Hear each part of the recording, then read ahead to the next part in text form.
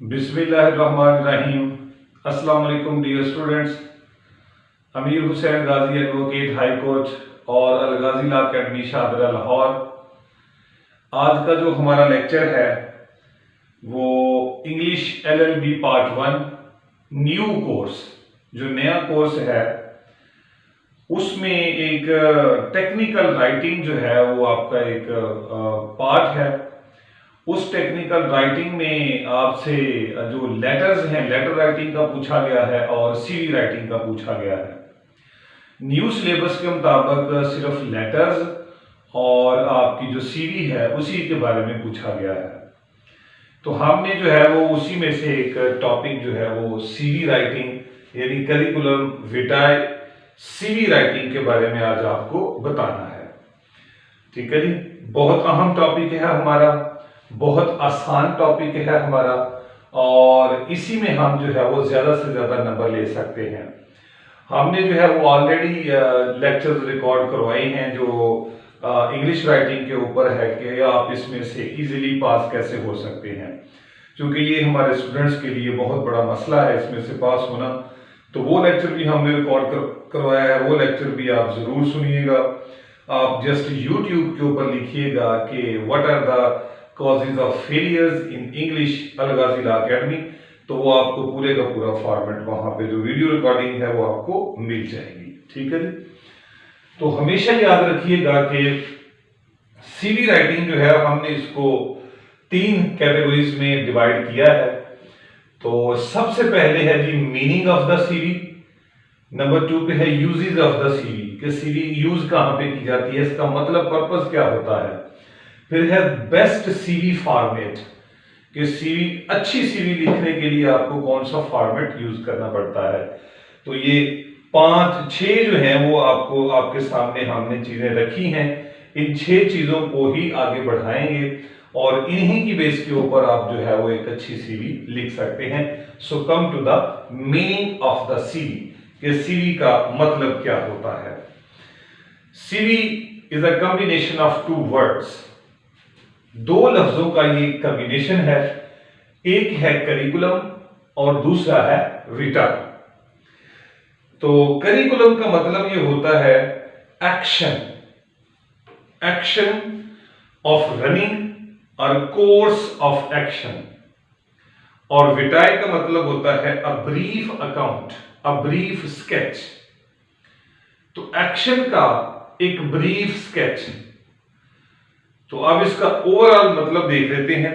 It means the short account of a persons life, short account of a persons life. एक person की जो life है उसका एक शॉर्ट सा व्यू दें कि वो क्या करता है, क्या एक्सपीरियंस है, क्या एजुकेशन है, क्या इसके पास स्किल है, इसको हम CV कहते हैं।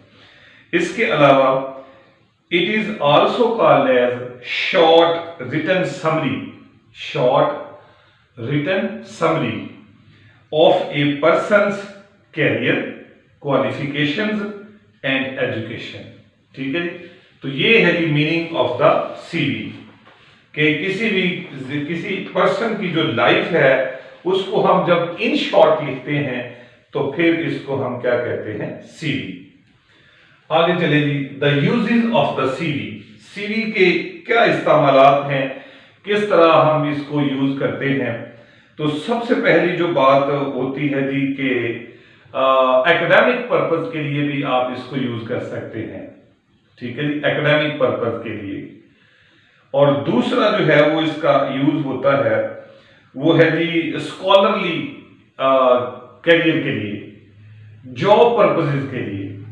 ठीक है जी, और फिर जो है अदर देन इसका जो यूज है, it is a detailed list of specifications.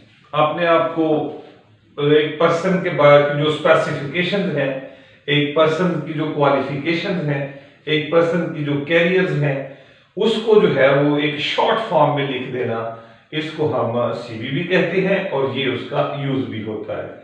So simply use समझ लें कि CV का मतलब जो है वो बेसिकली जो हम अपनी सोसाइटी में देखते हैं, प्रैक्टिकल लाइफ में देखते हैं, सीवी जो है वो फॉर द जॉब पर्पज होती है, ठीक है जी।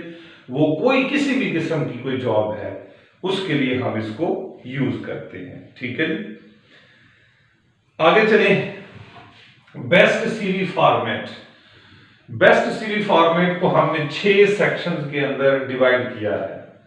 6 सेक्शन या 6 हिस्से हम इसको कह सकते हैं सीवी के, बेस्ट सीवी के।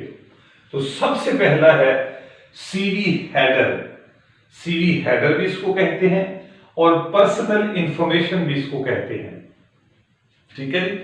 तो सबसे पहला जो हिस्सा होता है, जो सबसे पहला सेक्शन होता है, वो है जी पर्सनल इंफॉर्मेशन के बारे में आपने बताना होता है कि आपकी पर्सनल इंफॉर्मेशन क्या है। अब इस पर्सनल इंफॉर्मेशन के अंदर क्या कुछ हो सकता है वो जरा नोट कर लें कि ये वाला जो सेक्शन है इसमें आपने क्या लिखना होता है। हम जो भी चीज बता रहे हैं डियर स्टूडेंट्स वो आपको बहुत ही इजी करके आप तक पहुंचा रहे हैं इंशाल्लाह उल अजीज। सीवी का जो मसला है आज के बाद आपका हल हो जाएगा। तो सीवी हेडर या पर्सनल इंफॉर्मेशन में नंबर 1 आप अपना नेम लिख सकते हैं, नाम। नंबर 2 आप अपना एड्रेस लिख सकते हैं घर का। नंबर 3 आप उसमें अपना कॉन्टैक्ट इंफॉर्मेशन लिख सकते हैं। कॉन्टैक्ट इंफॉर्मेशन में क्या लिख सकते हैं डियर स्टूडेंट्स, आप अपना टेलीफोन नंबर लिख सकते हैं, लैंडलाइन भी है, मोबाइल नंबर भी है, आपका व्हाट्सएप भी हो सकता है, आपका अगर कोई यूट्यूब चैनल है वो हो सकता है, आपकी फेसबुक का कोई अगर लिंक है वो हो सकता है, आपका ट्विटर के ऊपर अगर कोई लिंक है तो वो हो सकता है, ठीक है जी। आपने कोई जो है वो वेबसाइट बनाई हुई है तो आप वो भी लिख सकते हैं। तो ये जो 7-8 चीजें हैं आप इसी पर्सनल इंफॉर्मेशन के अंदर रखेंगे, ठीक है जी। तो ये चीजें नोट कर लें, यही आपने इसके अंदर लिखनी होती है। याद रखिएगा कि इसके अंदर चूंकि आप कमरा इम्तिहान में बैठे होते हैं तो फिर वहां पे जो है वो आपको ना तो अपना नाम लिख सकते हैं, ना आप अपना टेलीफोन नंबर लिख सकते हैं, तो लिंक लिखने की भी जरूरत नहीं होती। आप जस्ट जो है वो नेम और contact, Facebook, Twitter, YouTube, website, ये सारी चीजें आप लिख देंगे तो पता चल जाएगा कि आप इसके अंदर ये चीजें ऐड कर सकते हैं, ठीक है जी। इसमें एहतियात करनी है। आगे चलते हैं जी। दूसरा जो सेक्शन आपका बनेगा मेन वो होगा जी objectives. Objectives of the CV and the summary of the CV, यानी what are the purposes to format the CV. CV को बनाने के लिए आपका पर्पस क्या है, सीवी को बनाने के लिए आपका ऑब्जेक्टिव क्या है, ये आपने लिखना होता है। इसमें आप जो है वो बाज़ का तो हमने देखा है कि वो कहते हैं जी इसमें एक लाइन ही लिख दें। नहीं भाई, एक लाइन क्यों लिखें, इस लिखना इसमें शॉर्ट है, बहुत बड़ी कोई हिस्ट्री नहीं लिखनी।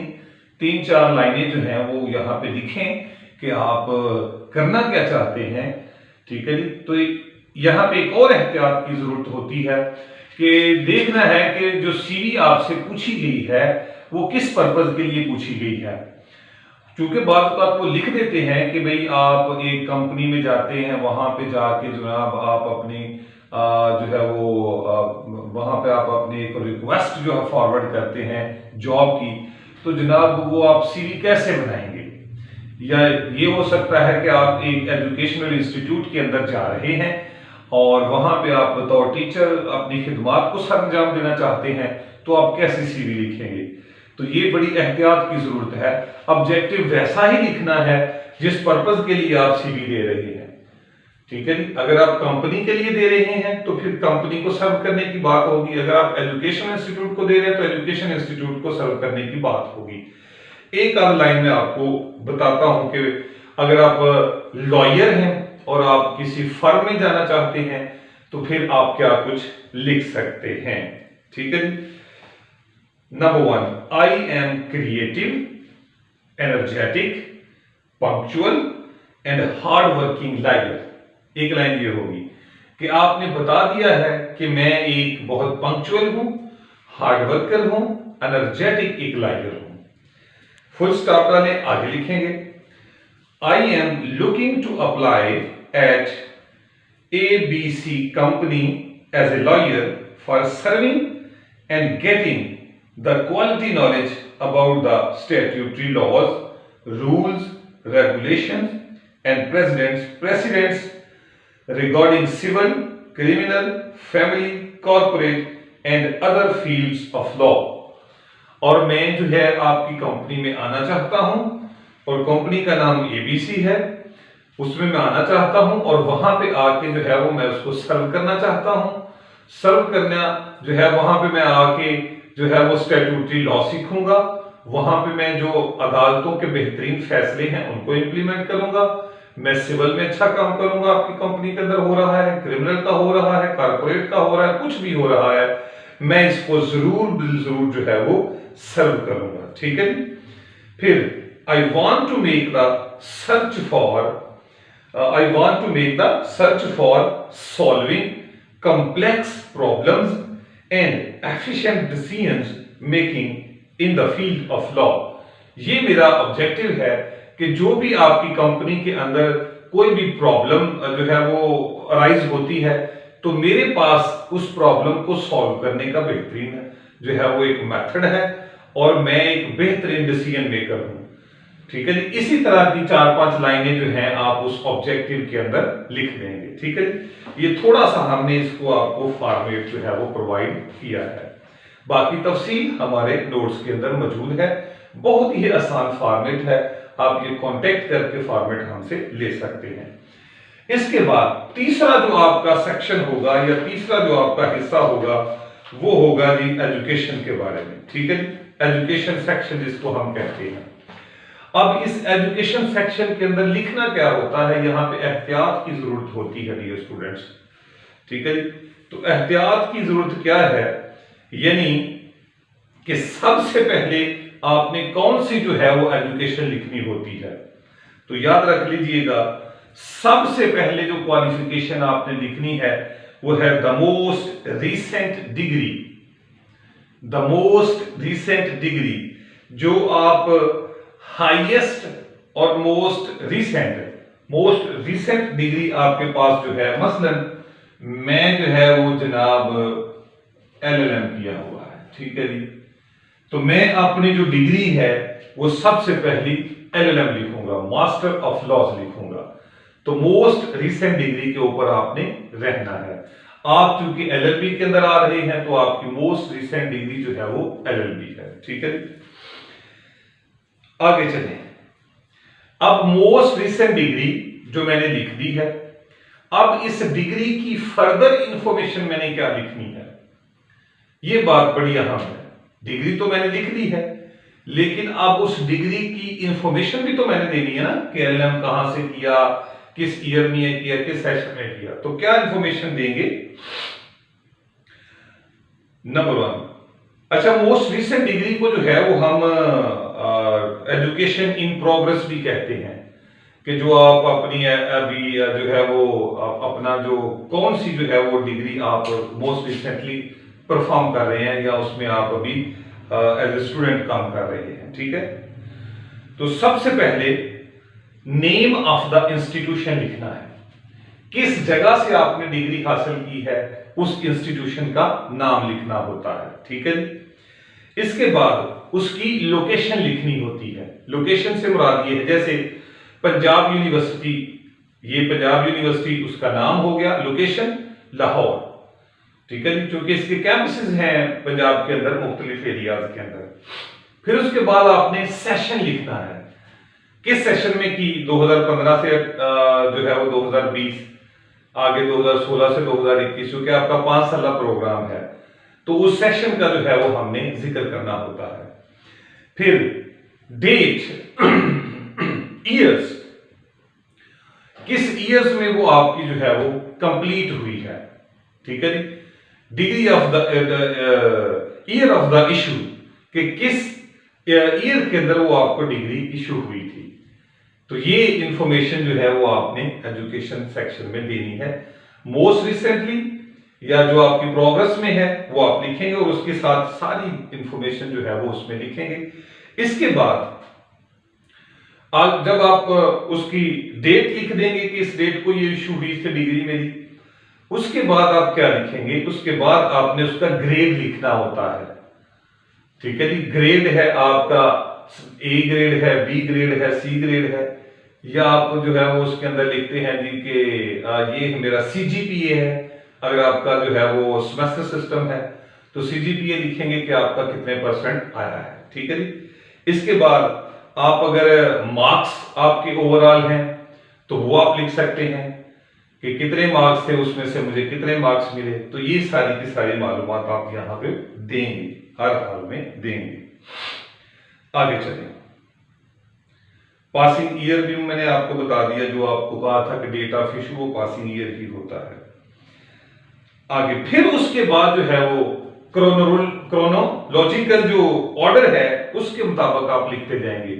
क्रोनोलॉजिकल ऑर्डर से मुराद ये है कि हाईएस्ट डिग्री, उसके बाद डिग्री, उसके बाद क्या हुई, उससे बाद क्या हुई। ठीक है जी। ये सारा जो है वो सिलसिला चलता रहेगा। पहले हाईएस्ट, तो उससे पहले क्या हुई थी वो लिख दें।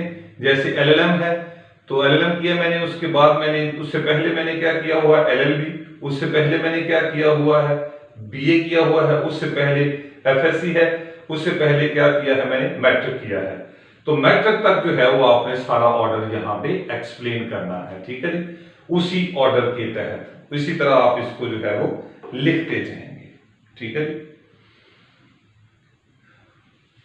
आगे इसके अलावा अगर आपने कोई जो है वो एक्स्ट्रा कोर्स किया हुआ है, मसलन आप कहते हैं कि मैंने एमएस ऑफिस किया हुआ है, तो वो भी आप अपनी एक्स्ट्रा क्वालिफिकेशन यहां पे लिख सकते हैं।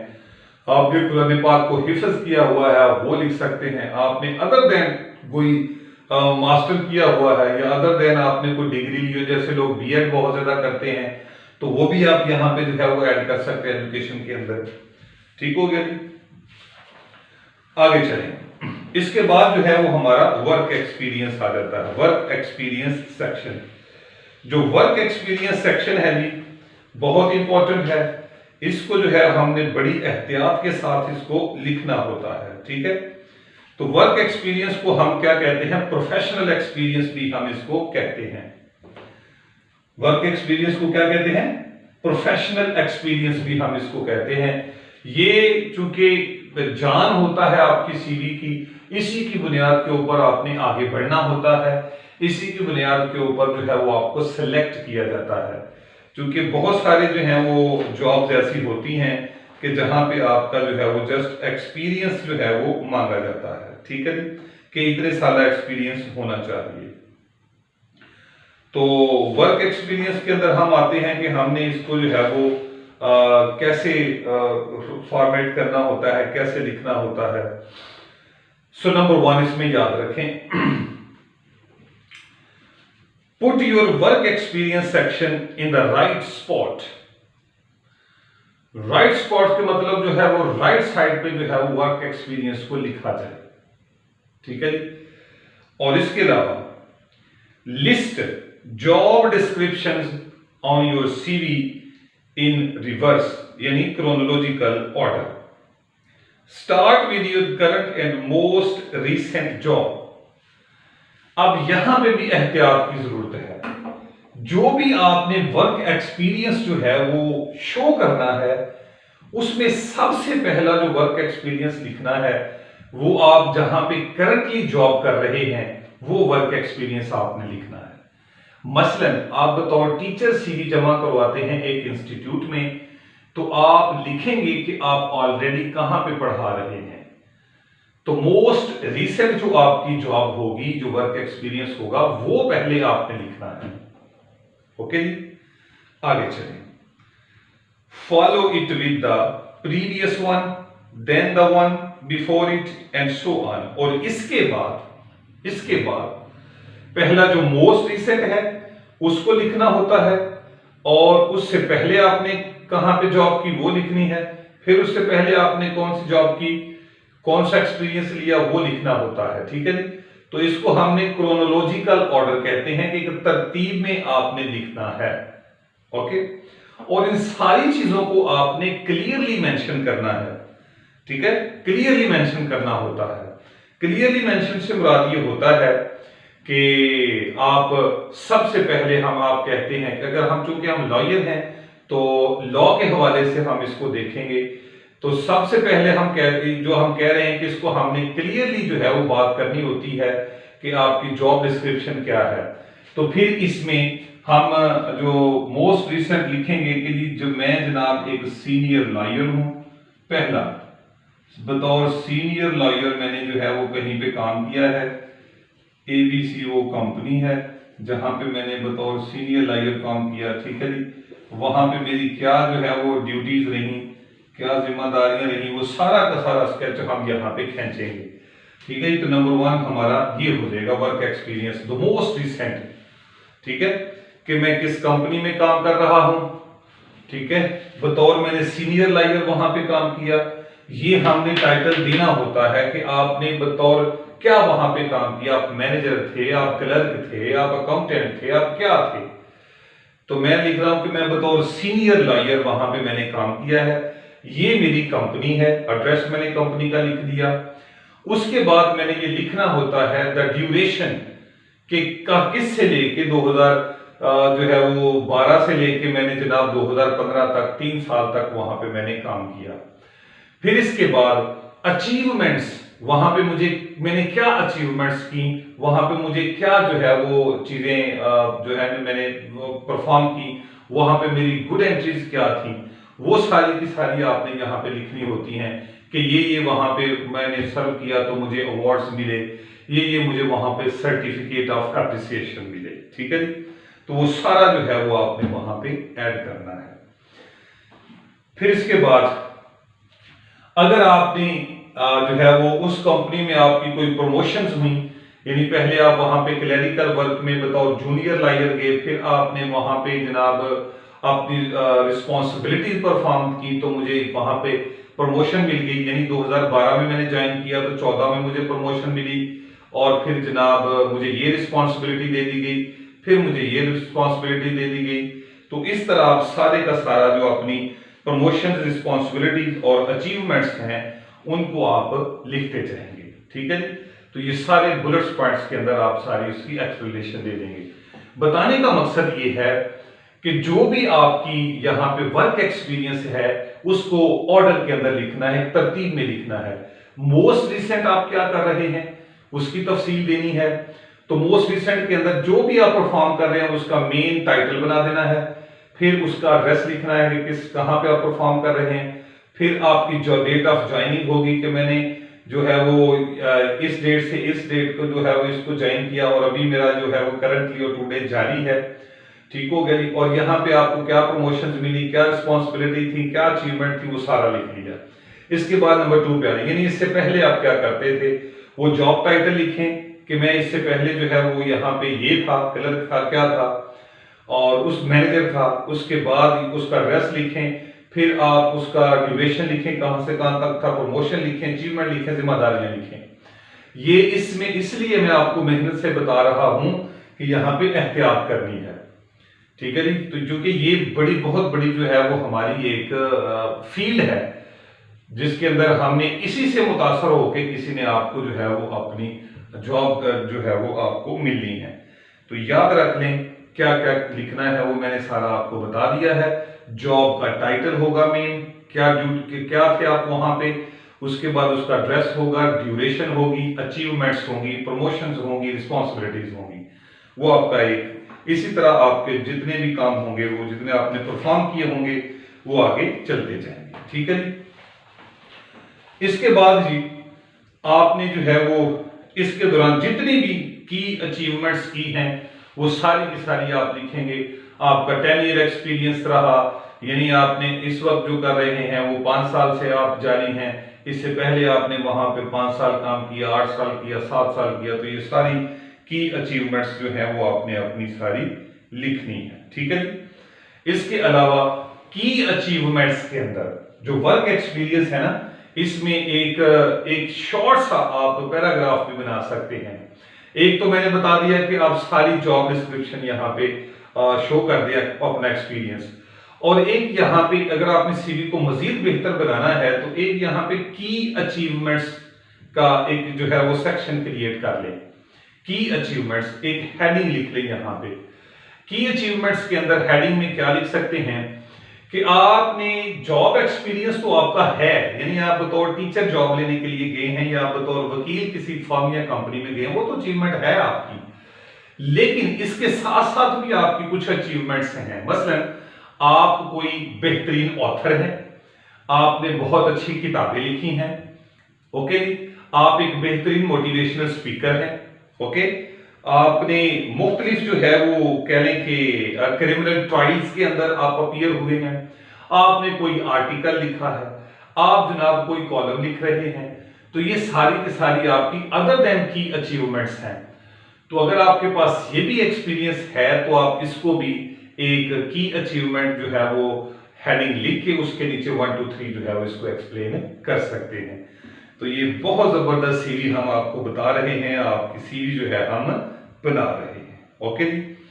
इसके बाद जी स्किल्स के ऊपर आते हैं। अगला जो आपका सेक्शन होगा, जो पैराग्राफ होगा, वो स्किल्स के ऊपर होगा। स्किल्स जो है वो हमारे पास दो तरह की हैं, एक होती है हार्ड स्किल और एक होती है सॉफ्ट स्किल, ठीक है जी। तो वो आप इसकी हेडिंग भी क्रिएट कर सकते हैं, यानी स्किल्स लिख के। तो नंबर 1 हार्ड स्किल। तो हार्ड स्किल जो है वो क्या होती है, तो आपने बताना होता है what you can do, abilities के बारे में आपने बताना है, अपनी एबिलिटीज के बारे में बताना है कि भाई ये मेरी एबिलिटीज हैं, ये मैं कर सकता हूं। तो क्या एबिलिटीज हो सकती हैं, नोट कर लें क्या एबिलिटीज हो सकती हैं। Communication skills, written and verbal communication skills, कि आपकी जो कम्युनिकेशन स्किल्स जो है वो बहुत जबरदस्त है, ये आपका हार्ड स्किल है आपकी। इसके बाद रिसर्च मेथडोलॉजी, कि आपका जो रिसर्च मेथडोलॉजी है उसके ऊपर आपकी बड़ी जबरदस्त कमांड है, यहां से आपने सीखा है, ये कुछ किया है, ये भी एक हार्ड स्किल है आपकी। बेसिक कंप्यूटर नॉलेज, ये भी आपकी हार्ड स्किल के अंदर आता है, ये भी आप लिख सकते हैं कि मेरे पास बेसिक कंप्यूटर नॉलेज है।